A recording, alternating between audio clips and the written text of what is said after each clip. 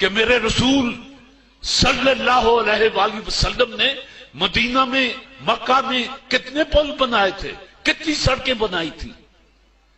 کوئی پل نہیں بنایا، کوئی سڑک نہیں بنائی۔ کیا بنایا؟ قوم بنائی۔ جب قوم بن جاتی ہے پل خود بن جاتے ہیں، سڑکیں خود بن جاتی ہیں۔ آپ کو پتا ہے کہ اب ایک سازش کے تحت پاکستان کی اسمبلی کا الیکشن کروڑوں روپے کا بنا دیا گیا ہے۔ جس کی جیب میں کروڑوں ہیں وہ الیکشن لڑ لے۔ طارق عزیز تو نہیں لڑ سکتا، چاہے ساری عمر گلا پھاڑتا رہے۔ 5 سال کے بعد یا جب بھی وقت آتا ہے، آدھے ادھر آ جاتے ہیں، آدھے کرسیوں پہ بیٹھ جاتے ہیں اور یہ بے مغز باتوں پر شور مچاتے ہیں۔ یہ آدھے ادھر والے، اس لیے کہ ان کا کام ہی شور مچانا ہے۔ ادھر والے تسلی دیتے رہتے ہیں ہار پھول پہن کے کہ اگلے سال ہم یہ کر دیں گے، اس کے اگلے سال یہ کر دیں گے، اور دیکھو ہم نے یہ کیا تھا گے ہے نہیں کہیں ان کے پاس۔ یا تو تھا اور ان کی اپنی طرز زندگی۔ ہائے آج عطا اللہ شاہ بخاری یاد آتا ہے، اس کو جب کہا گیا کہ مسلم لیگ میں آ، اس نے ایک بات کہی، اور درویش کی بات کتنی سچی تھی۔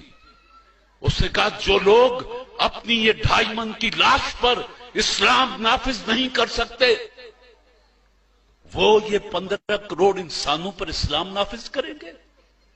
یہ عطا اللہ شاہ بخاری مرحوم ملتان میں آسودہ خاک ہیں، یہ ان کا کہا ہوا فکرہ ہے۔ میرے رسول صلی اللہ علیہ وآلہ وسلم نے ایک ارشاد فرمایا تھا، یہ حدیث نبوی ہے کہ دیکھو اپنے درمیان طبقات پیدا نہ ہونے دینا ورنہ تباہ ہو جاؤ گے۔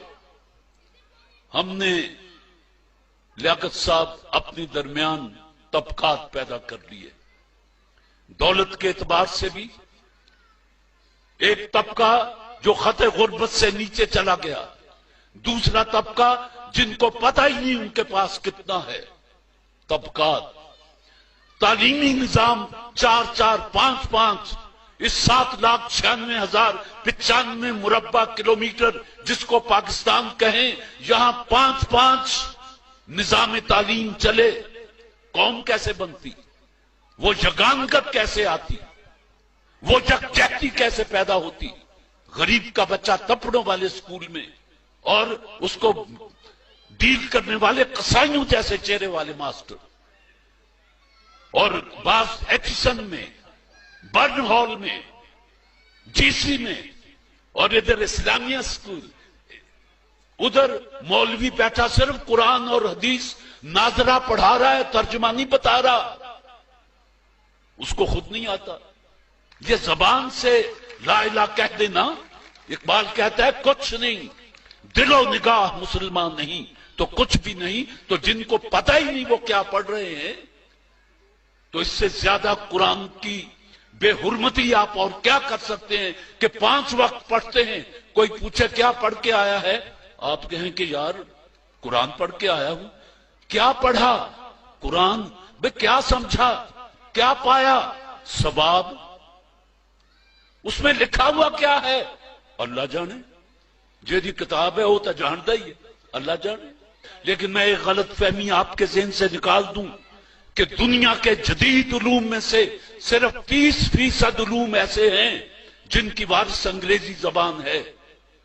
ایشیا کا کوئی ملک ایسا نہیں جس کی قومی زبان انگریزی ہو، لیکن 30% علوم ایسے ہیں جو انگریزی زبان میں ہیں، باقی جرمنی میں ہیں، فرینچ میں ہیں، چائنیز میں ہیں۔ آپ جرمنی میں جا کے انگریزی بولیں، وہ آپ کا منہ دیکھنے لگتا ہے جیسے ہمارا چک 37 کا بندہ ایسے بندے افسر کا منہ دیکھے جو انگریزی بول رہا ہو، وہ اہم کر کے دیکھتا ہے کہ بول رہے ہیں۔ پتہ چلا کہ ابتدائی تعلیم بچے کو اس کی مادری زبان میں دی جانی چاہیے۔ یہ یو این او کا تھیسس ہے، میرا نہیں۔ علم مومن کی گم شدہ میراث ہے۔ لیکن ایک بات کہہ دوں، اپنی زبانوں کے کو